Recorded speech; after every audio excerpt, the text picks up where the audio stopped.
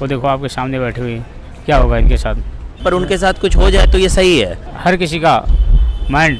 खराब होता है, किसी का भी हो।2024年3月1号，印度再次发生强奸案丑闻。一对西班牙网红夫妇骑车在印度旅行的时候遭遇了7人轮奸。如果不是因为这次案件的受害者是外国人，这起强奸案根本不会得到印度警方的关注。On Friday, a foreign tourist in India put up a video on Instagram. She'd been gang raped by 7 men during her trip. This incident happened in the state of Jharkhand. Her husband, who was with her, was beaten up badly. Now, this is not the first such incident in the country. Chances are it won't be the last. 2012年，印度发生了震惊世界的巴士强奸案。12年过去了，印度在这方面看起来没有一点点进步。社会一直在教育印度的妇女怎么防范强奸，加强安全意识。但就像印度民间活动所抗议的那样说，我们应该教男人不要强奸妇女。印度国家犯罪记录局的数据显示，2022年印度每天报告的强奸案数量将近90起。在印度这种社会氛围之下，如果我有一个女儿说她想去印度旅游，我肯定打断她的腿。在印度成为一个安全的国家之前，这绝对是不可以考虑的事情。其实这对夫妇在去年7月中旬已经到达印度，并且已经在印度环游了大概半年之久。在事发当晚，一直没有找到可以入住的酒店，才选择露营。随后便发生了这一起悲剧。他们之前途经60多个国家，并且都相安无事，包括了经过了所谓未被开发或者说教育程度低的阿富汗以及孟加拉，唯独到了印度却发生了这起可怕的事故。这次8名嫌疑人很快就被抓捕了。当然了，这次印度警方的效率这么高，是因为受害者是外国人，而且在全球范围内引发了广泛的关注，还登上了各大媒体的头条，引起的印度社会强烈的不满以及人们的公愤，让印度的国家形象再一次蒙羞。上一次让印度人民这么愤怒的话，还是2012年那起震惊世界的黑公交强奸案，人们纷纷走上街头抗议。人们更加愤怒的是，过去的这么多年，印度还是没有改变，强奸文化与印度的社会深深的捆绑在一起。特别讽刺的一句话就是，在印度单一头牛都比单一个女人要安全。A 16-year-old girl was allegedly raped by 400 people. That's right, 400 people in the last 6 months in Beed district. She was also allegedly sexually exploited by a policeman when she tried to file a complaint. 要知道为什么印度频发强奸案，首先我们要找到背后的原因，例如要了解印度的女性为什么在遭受了强奸之后不会去跟警方报案，还有印度社会的一些传统文化的原因。第一个首当其冲的就是贞洁，又或者说叫做处子之身吧，反正都能理解。贞洁在印度的文化里特别重要，所以当印度女性遭到强奸的时候，她可能会感到无比的羞耻，因为在印度的社会文化里，这不仅仅是她个人的事情。印度文化强调家庭和群体的荣誉感，个人的行为往往会被反映整个家庭或者社区的声誉。受到侵犯之后，往往意味着这名女性不再纯洁，因此她以后会很难出嫁。而且很重要的一个原因就是说，作案者往往是身边的熟人或者是亲朋好友，所以遭到侵犯之后，他们担心会给家里人带来羞耻，或者说侮辱啊，这种社会压力会让他们更加不敢开口，不敢跟别人求助。特别是一些思想特别传统的家庭成员，他们在女性受害者遭到强奸之后，反而会去责怪他们衣着不妥当啊，或者说不该在不适当的时候上街，非常的看重荣誉。更有甚者可能会把那些女性受害者驱逐家庭之外。明明这些女性是你的母亲、女儿，或者说是姐妹，在一个正常的社会里，如果你一个男人连自己的家人都无法保护的话，你算什么男人呢？对不对？那这些印度的男人不去保护自己的家人，反而去责怪女性，这就是有毒的父权社会，这是完全落后于这个时代的愚昧思想。那为什么在一些强奸案发生之后，社会反而会责怪受害者呢？因为今天的印度社会仍然根深蒂固地执行着父权制，并且存在着强烈的性别歧视和落后的传统文化观念。大部分印度女性时至今日仍然是二等公民，甚至一些底层的女性，比如说达利特，往往不被当作人看，她们只是男人的财产和附庸。男尊女卑的思想一直被灌输给女性，要顺从男性，以男人为尊。男孩子从小就被教育他们是优于女性的，他们会自然而然地认为他们所获得的一切都是理所当然的。比如说在一个家庭中，印度男性甚至能决定女人该做什么、相信什么、穿什么、和谁交朋友。他没有尊严，没有权利。 मेरे घर में भी लड़कियां हैं तो पूरे कपड़ा पहन के रहती है, चुन्नी रखती है, सलवार समीज पहनती है। और अगर अपने मर्जी से वो बोले कि हम अपने मनपसंद का कपड़ा पहनेंगे तो आप नहीं पहनने दीजिएगा? नहीं चलेगा ही नहीं हमारे घर में तो। मतलब आपने औरतों को अपने घर के बांध के रखा हुआ है। तभी तो हमारे घर सेफ है। मैं साफ मना कर दूंगा कि ये नहीं पहन के जाओ। तो आपको नहीं लगता है आप उनका हक मार रहे हैं? नहीं नहीं, कोई हक नहीं मार रहा मैं उन्हें। इंडिया की जो संस्कृति है, जो तहजीब है इंडिया की, वो बता रहा हूँ मैं। वे साले घर से निकलने मत दो, घर की लक्ष्मी घर में रहती है, अच्छा रहता है।在印度社会的传统文化里，女人就应该看起来穿着保守、清心寡欲，不能表现出对性有一丁点的兴趣，所以他们才会责怪受害者穿着太暴露，展露了太多的身体部分。他们认为女性只要稍微穿着暴露一点，只要是个男人看到都会兴奋，而且他们也默认所有的印度男人都是这样的想法。在某些印度男人看来，就是赤裸裸的勾引，在他们眼中就是性同意，就是默许性行为的信号。这有悖于他们传统思想中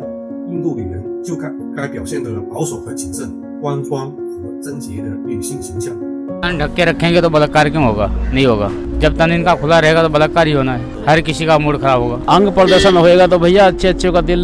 मचल जाता है। इतनी बड़ी बड़ी कच्ची पहन के घूमती है बताओ। आजकल तो बड़ी बड़ी फैक्ट्रियाँ लगी हुई है जिसके अंदर कपड़े बनते हैं। उनको पर कार्रवाई करनी चाहिए कि अभी आप ऐसे कपड़े ना बना के भेजें मार्केट के अंदर। पहले जब ऐसे कपड़े नहीं थे तो बलात्कार कहाँ होता था? नहीं पहले नहीं होते थे। क्यों अपनी बॉडी दिखाती है? क्यों दिखाती है? आदमी जोश में आ गया गलत काम कर जाता। तो लड़कों का नशा करना गलत नहीं है, लड़कियों का नशा करना गलत है। अब देखिए लड़का तो जाता है हर जगह, अकेला भी जाता है कहीं कमाने के लिए, मुंबई, कलकत्ता, मद्रास या विदेश। तो लड़कियां भी जा रही हैं आजकल। तो वही बात हुई, तभी तो ये सब हो रहा है। एक तो कुछ बिगाड़ जो हुआ इस मोबाइल से हुआ। लड़कियां बाहर जा रही हैं, उनका पकड़ के रेप कर दिया जा रहा है, तो इसमें मोबाइल कहाँ से आया? नहीं देखो वो खुद करा रही हैं, कोई भी उठा गए रेप जो मतलब खुद नहीं करता। जबरदस्ती करके ही तो रेप होता है सर। जबरदस्ती कैसे हो जाएगा? मैं आपके सामने खड़ा हूँ, आप मेरे को कोई जबरदस्ती पकड़ के थोड़ी ले जाएंगे। और जबरदस्ती नहीं हो सकता, ये उसका राजी प्यार भी चलता है। तालियां बेटा दोनों एक तरफ से बजती है, एक तरफ से नहीं बजेगी। 印度男性既制定了好女人的标准，同时也制定了所谓坏女人或者说可以被强奸的女人的标准。这就是印度社会父权体制下男人有毒的双重标准。最可悲的是，一些女性甚至也是这一套标准的支持者，她们甚至会觉得遭遇这样的事情是我自己的错。你们看到的西班牙女游客是怎么做的吗？她在遭遇强奸之后，她说：“遭到强奸不是我们受害者的错，是施暴者的错，我不会为此感到羞愧。如果不向家人和社会寻求帮助和支持，会让强奸犯认为自己可以为所欲为，不需要承担任何责任，所以他下次还是会对其他人这么做。不要试图找到受害者身上的错误，要给他们支持，不要认为与自己无关就漠不关心，因为你永远不知道下一次遭受侵害的会不会是我们所爱之人。还有，作为家人，你应该丢掉你那该死的荣誉感和羞耻感，去守护你的家人。印度社会需要追究强奸犯的责任，而不是掩盖问题的根源和转移矛盾。所以印度的女性，如果你自己都不爱自己，去保护自己，这样的现象永远都不会改变，强奸文化永远都不会从印度消失。还有第三一个就是受害者普遍对印度警方还有司法系统不信任。我们都知道，在一个正常的国家，我们女人不用担心被人强奸，而男人也不敢随便强奸别人，因为我们有警察会抓他们，法院会判他们坐牢。但是对不起，这里是印度，在印度的司法系统中，普遍存在着对受害者的不信任，以及对施暴者的宽容。在警察和司法体系中，存在着很严重的受贿情况。你像那些富人啊，或者有权势的人，往往能通过金钱或者政治手段就能够逍遥法外，他们大部分人都不会被追究法律责任。就算印度女性向警方报案，也会面临着印度警方因为证据不足或者其他原因无法定罪，又或者各种各样的原因被迫撤案。在2022年，平均每天就有90起强奸案要发生在印度，还是仅仅记录在案的，还有那些没有向警方立案调查的。所以强奸案尤其面临了大量的积压，每年都有新的案件数量，远远超过了可以处理的案件的数量。在这种情况下，印度警方根本没有破案效率可言。此外，印度的司法体制复杂和繁琐的程序，导致了强奸案件的审理特别迟缓。对大部分受害者来说，诉讼的过程往往极其昂贵又消耗精力。强奸案件被拖延好几年甚至数十年都无法妥善处理。警方在处理这类案件的时候，甚至会偏袒受害者，因为如果立下了案件又无法破案的话，就会显得警方不作为，所以有时候就不惜用金钱或者是其他条件来换来受害者家人的沉默，甚至是撤销案件。还有一个重要的原因，那就是在警察和司法体制中，各种政府部门的男性往往就是强奸文化的支持者。这里面大部分警察和政府官员往往都是以男性为主。据报道，就曾经有受害者在向警方报案的时候遭到了警察的性剥削。接下来我们看看过往发生在印度官员身上的一起性丑闻。这种丑闻要是发生在一些现代正常的国家，按理来说可能这名官员早就引咎辞职了，甚至牢狱之灾都是不可避免的。但是发生在印度却显得十分正常。2003年1月，印度几名著名的摔跤手扎克西、马利克、维恩什、菲加特还有巴贾普尼亚指控印度摔跤联合会主席、6届印度人民党议员布里吉布善沙兰辛吉性骚扰。当时的当权者们想尽一切办法不让摔跤手们得到公正的审判，莫迪选择的在这个问题上保持沉默，所以女摔跤手们则需要继续为将辛格绳之于法而付出了巨大的个人代价。因为对于执政党来说，辛格是一个很重要的政治人物，一个可以影响其家乡北方邦选举结果的强人，因为在他们眼中选票可重要的多了。另外还有一起更加骇人听闻的强奸案，生动形象地演绎了什么叫做践踏正义。在2002年，古吉拉特邦爆发宗教冲突，导致大规模的动乱。愤怒的印度教徒们开始大规模的驱赶甚至屠杀包括穆斯林在内的异教徒，造成了大规模的伤亡。骚乱期间的11名男性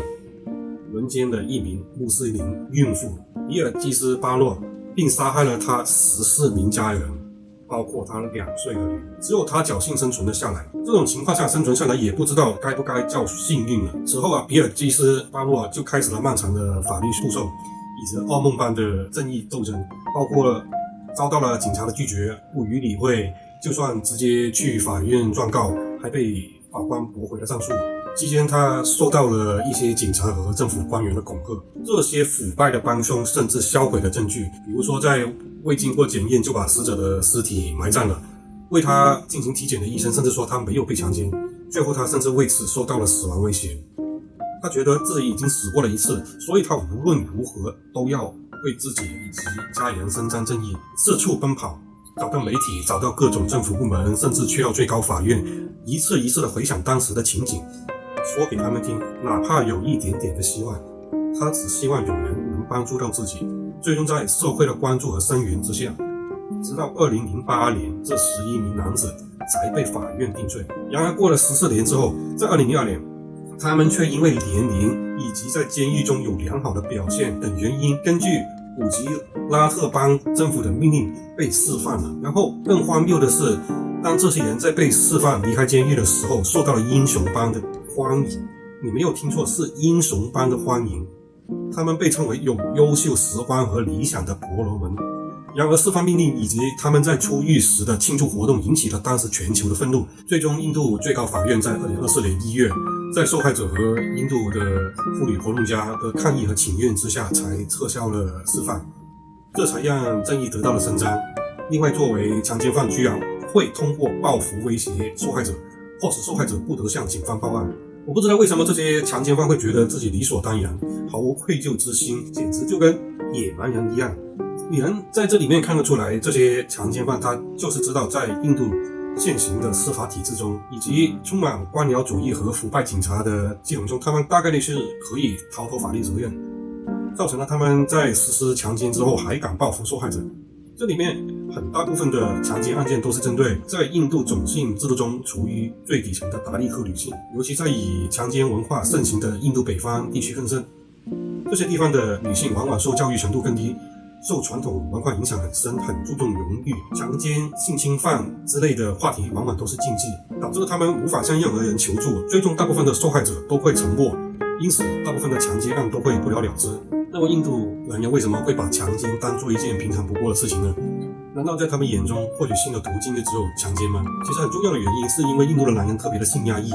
接下来我们就来聊聊为什么。在印度，往往除了孟买这样思想开明或者说思想前卫的大城市以外，大部分地区的思想还是比较传统的。而卖淫在印度是被禁止的，特别是在农村地区，很多印度人的婚姻仍然是父母包办制度。在广大最真实的印度社会，婚姻往往是大部分男性获取性的唯一途径。而印度人的性生活只允许发生在婚姻之中，所以像婚前性行为以及出轨也是被这个社会所唾弃的。人们会瞧不起你，或者说在背后说闲话，也就是所谓的给个人和家庭带来耻辱。一般印度的男女双方婚姻都会要求对方为处子之身，即便是身为男性也好啊。所以一般情况下，印度夫妻双方在结婚之前都不会有任何的性经验，因此夫妻之间的性生活大概率比较不愉快。而这个社会一直给人们灌输性是肮脏的、下流的、羞耻的，所以就造成了很多妻子并不愿意和丈夫过性生活，除非是为了生孩子。然而在道德和法律上也不允许丈夫出轨或者是嫖娼，而且大部分的印度男人结婚都是20多到30多岁，所以从男性10多岁性成熟开始到结婚之前都会有一个10多年的空窗期，而这也刚好是男性荷尔蒙逐渐提高、性欲最亢奋的时候。在我经过最荒谬的新闻就是有4个印度男人强奸了一头蜥蜴。在这个社会中，与性相关的话题往往都是禁忌，再加上从小缺乏性教育，男女之间如果被看到在一起，即使是聊天或者说简单的身体接触，就会被冠以道德败坏之类的坏名声，反正就是所谓的耻辱。在结婚之前，他们大部分都不被允许谈恋爱、交男女朋友，就算你交了男女朋友，原则上在公共场合你也不允许有任何的身体接触，那接吻之类的那就想都不用想。从小到大，女孩子除了学校、工作以及偶尔的出门旅行，没有男性家人的陪伴，他们是不被允许出门。因为一旦被人发现在街上和男孩子一起的话，就会给家庭带来耻辱，所以印度的男人很少能接触或者说看到女人，长期下来就造成了印度男人对性更加的好奇，但也因为无法接触到，所以就更加的性压抑。在进入21世纪以来，随着网络和手机等电子设备的发展，大部分印度男人对性知识的获取途径那就是网络，而我们知道网络上的色情片，它的主要消费群体那就是男人。大部分的色情片都是以男人的视角去呈现给男人喜欢看的画面，因此大部分没有接触过性以及受教育程度低的印度男人就会错误的把他们所看到的当成是事实，因此对于这些人来说，他们往往更加愿意相信和看到自己喜欢看的，而不是基于现实的事实。这些男人从来没有接受过正确的恋爱技巧或者是教育，无法正常的与女性交流。你想想，当一群性压抑、受教育程度低、思想又传统的印度男人聚集在一起，那男人之间必然会交流性，而这样的一群人一起交流，只会给彼此带来不好的建议或者是想法。所以当他们一旦有机会遇到了他们所认为的那些不体面的女孩子时，他们就会想着给那些女孩子他们那些所谓的教训。看到了吗？他们就是这样堂而皇之的给自己令人发指的犯罪找到所谓正当的理由。那么我们回过头来看2012年的那起公交轮奸案，所有的犯罪嫌疑人就是认为在网上还出去的女孩子就是不体面的，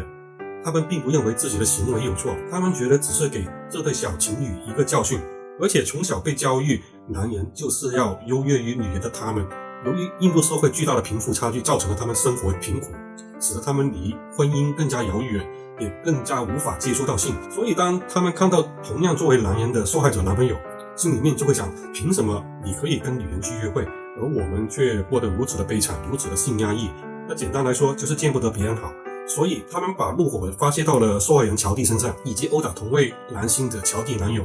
这一切只不过是为了发泄这些恶魔心中的不满。最终这起案件4名施暴者判处了死刑，还有1名因为未成年最终只在监狱度过了3年。我在今天为止都很记得施暴者在接受采访时所说的话，那样的思想和行为让我见识到了什么叫做禽兽。我在想，什么样的环境下才会养育了这些人出来？印度社会的性别歧视以及强奸文化对于印度来说有点像癌症一样，特别复杂，很难根治，但也不是说没有办法。在我个人看来，其实更重要的是像教育。在印度虽然基本上都实现了全民教育，但在一些偏远的农村地区，这些经费不足的地方，还有重男轻女的家庭里面，男孩子往往都是优先被选择送去接受教育的，女孩子则是被牺牲的那一个。尽管印度一直以来都在全面推进教育改革，努力让每一个人都有平等接受教育的权利，但毕竟教育改革就需要一笔不菲的开支，对于印度政府来说是个不小的挑战，所以在短时间内不可能马上改变。另外也很重要的就是要让印度妇女更多的参与在工作之中。我觉得让女性参与工作能够让她们经济独立，就能更高的提升印度妇女的地位。在2003年的报告中，印度妇女参与劳动的比率上升到了 37%， 但是印度官方会把每周工作1个小时的妇女都算进去，而且大部分都是从事农事生产。比起大部分的发展中国家如中国、马来西亚、越南、泰国、印尼等，还是有接近10多到20多个百分比的差距。像瑞典、冰岛、挪威等北欧国家的女性劳动力参与率超过了 75%， 加拿大、澳大利亚、德国等就在 70% 以上，美国大约在 67%。 在这些发达国家，往往男女性的社会地位更加平等，低劳动参与率往往是造成了印度女性家庭地位低下，主要原因也是因为没有办法为家庭创造经济价值。当一个妇女没有收入，也就意味着没有任何话语权，经济和生活都依赖于男人的时候，又怎么可能会有性别平等呢？印度社会中一般认为女人就应该在家庭上投入更多的时间，负责照顾家人，而印度当家庭主妇几乎是没有收入的，因为他们觉得这就是印度妇女应该做的，理所当然的，不应该发工资的。他们心里面是不认可家庭主妇这个职业，不像在一些国家我们会认可家庭主妇作为一种职业。再加上印度社会它一直强调男尊女卑，就加剧了印度妇女在职场的性别歧视。当一个女性有工作，有足够的经济支持她独立生活的时候，就不必事事听命于男人，可以自己生活，不必忍气吞声。但是要让印度妇女从家庭中摆脱，参与到工作，又谈何容易呢？再加上目前印度的教育体系质量落后，过度单一，造成了同一个行业无法提供足够的工作机会给完成教育的学生就职。2002年，根据印度经济监测中心发现，达到工作年龄的印度女性中，只有 10% 的女性符合就业或者正在求职的条件。印度社会也总对职业女性抱有负面态度，就比如一名印度社工乔汉说，当我开始工作并离开家的时候，我的家人常说我一定是在当妓女。真的很难想象这么一句话从家人的口中说出，拜托，他是你的家人，他在帮忙养家糊口啊。有时候真的搞不懂他们的脑子里在想什么，实在是太荒谬了。当然了，印度政府也必须为社会创造更好的环境，提供更多的就业机会，这样才有可能提升印度妇女的地位，同时提升警察办事效率，以及简化司法诉讼的程序，打击官僚主义和腐败问题，那就是必不可少的了。这些都属于印度政府的范畴，那就不多聊了。宝莱坞出品多少优秀电影都无法遮盖一宗强奸案所带来的恶劣影响，在这里只能希望印度变得越来越好。